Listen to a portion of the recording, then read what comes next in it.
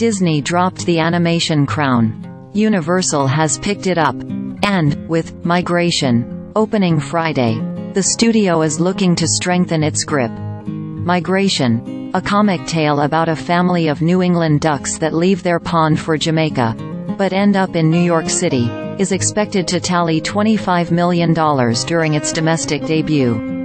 Universal has more conservative expectations, forecasting between $10 million and $15 million in ticket sales for the film's opening. While that pales in comparison to the $100 million plus debuts of Illumination, Universal's The Super Mario Bros. Movie, and the latest, Minions, film, it's comparable to the studio and DreamWorks Animation's Puss in Boots: The Last Wish, which ran in theaters for several months, securing nearly $500 million globally.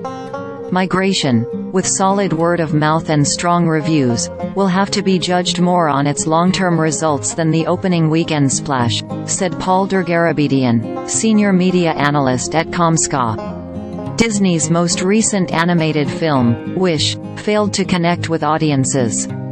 After generating $31.6 million domestically over the 5-day Thanksgiving holiday, the film has grossed a total of $55.2 million in the US and Canada. Globally, the film has reached $127.1 million. The film had a budget of $200 million, not including marketing costs. For comparison, Trolls Band Together, which was released the week before Thanksgiving, secured $30 million for its 3-day debut and nearly $180 million worldwide. The film had a budget of $95 million, not including marketing costs. Representatives from Disney did not immediately respond to CNBC's request for comment.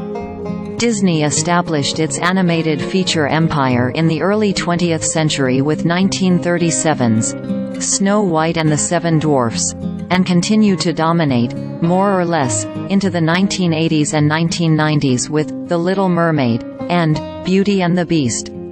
Later, it acquired Pixar, which together with Walt Disney Animation, generated billions in box office receipts for the company.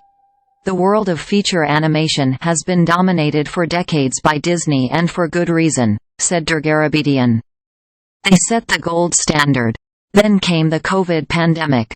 While theaters closed, Disney sought to pad its fledgling streaming service Disney Plus with content, stretching its creative teams thin, and sending theatrical movies during the pandemic straight to digital.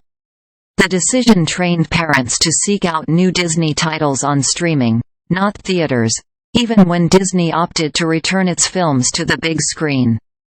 Compounding Disney's woes was a general sense from audiences that the company's content had grown overly existential and too concerned with social issues beyond the reach of children.